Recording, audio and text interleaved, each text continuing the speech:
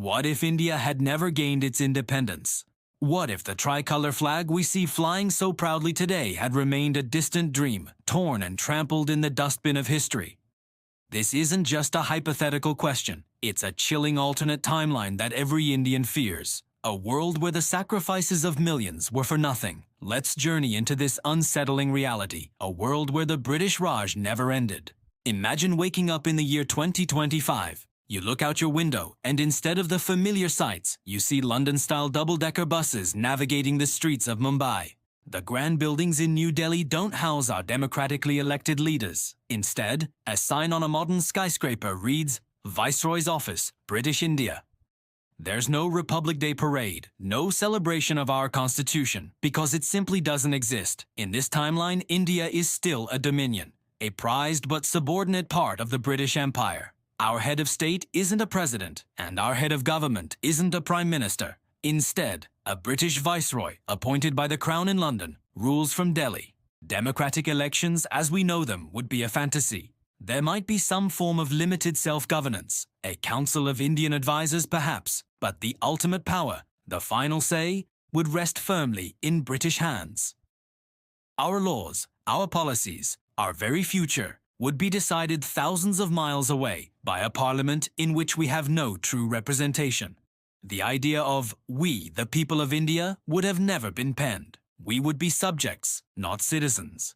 The economic and cultural landscape of this alternate India would be almost unrecognizable. The systematic drain of wealth which characterized British rule would have continued unabated. Our nation's vast resources, our tea, our cotton, our spices, our precious minerals and jewels would still be loaded onto ships, not for global trade on our own terms, but as raw materials destined for the factories and coffers of the Crown. The Made in India campaign would be a laughable impossibility. Instead, we would be a captive market, forced to buy back finished goods from Britain at inflated prices. Economic self-sufficiency would be a forbidden dream.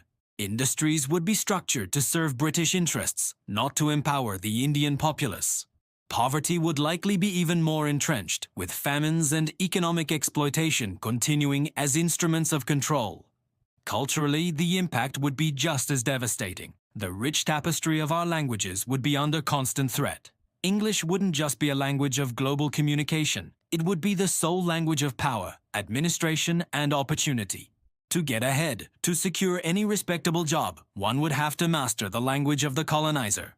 Our own languages, like Hindi, Tamil, Bengali, and countless others, would be relegated to the status of local dialects, spoken at home but deemed unfit for official or intellectual discourse.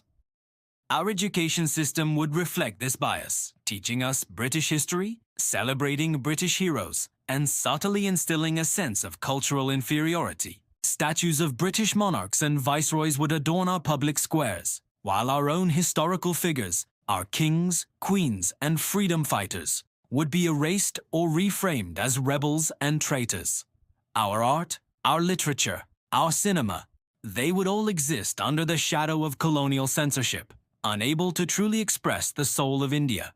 On the world stage, India as a sovereign nation simply wouldn't exist.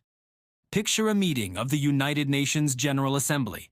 When it's time for the representative of the Indian subcontinent to speak, it wouldn't be an Indian diplomat taking the podium. Instead, the British ambassador would speak for us, presenting a perspective that serves British interests. We would have no independent foreign policy, no voice of our own in global affairs. The non-aligned movement, a cornerstone of India's post-independence identity, would never have been co-founded by us. We would be a silent, grayed-out territory on the world map, labeled British India, our destiny tied inextricably to the whims of the British Empire. And what about our pride, our scientific achievements, our military strength? There would be no ISRO, no Chandrayaan, no Mangalyaan. Why would the empire invest in an independent space program for a colony?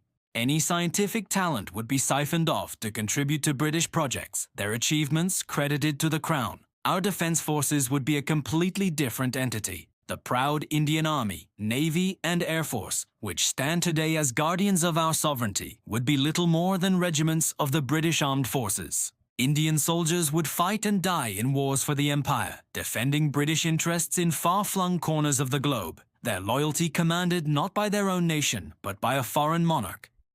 The very idea of an independent nuclear program, a key element of our strategic autonomy, would be unthinkable. We would be strategically dependent, militarily subservient, and perpetually vulnerable. Let's pause and think about the human cost. The millions who marched, who protested, who went to jail, who laid down their lives.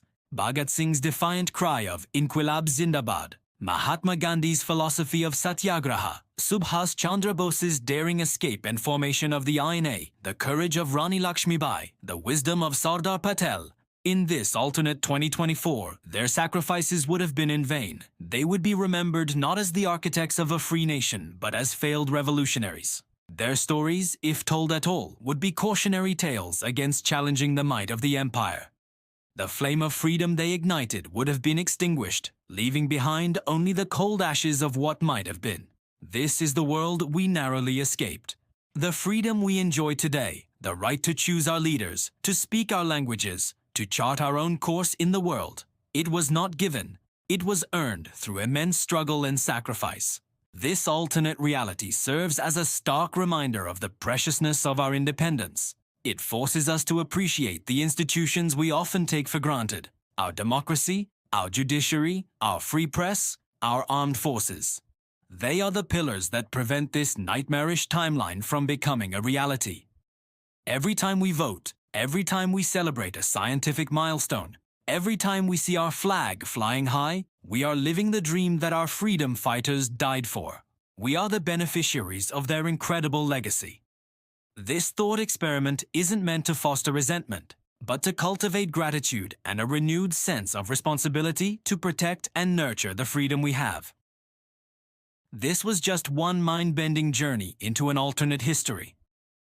The past is full of these pivotal moments, these forks in the road where a single different choice could have changed everything. What if the Mauryan Empire never fell? What if the Marathas had won the Third Battle of Panipat?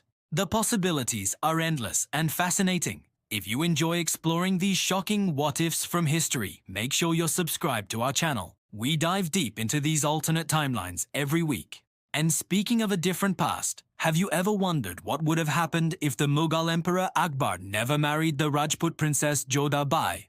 That alliance changed the course of Indian history, shaping politics, culture, and religion for centuries. What would a Mughal empire without that crucial bridge to the Rajputs look like? We'll explore that very question in our next video. You won't want to miss it. To find out, subscribe now and hit that notification bell. Thanks for watching.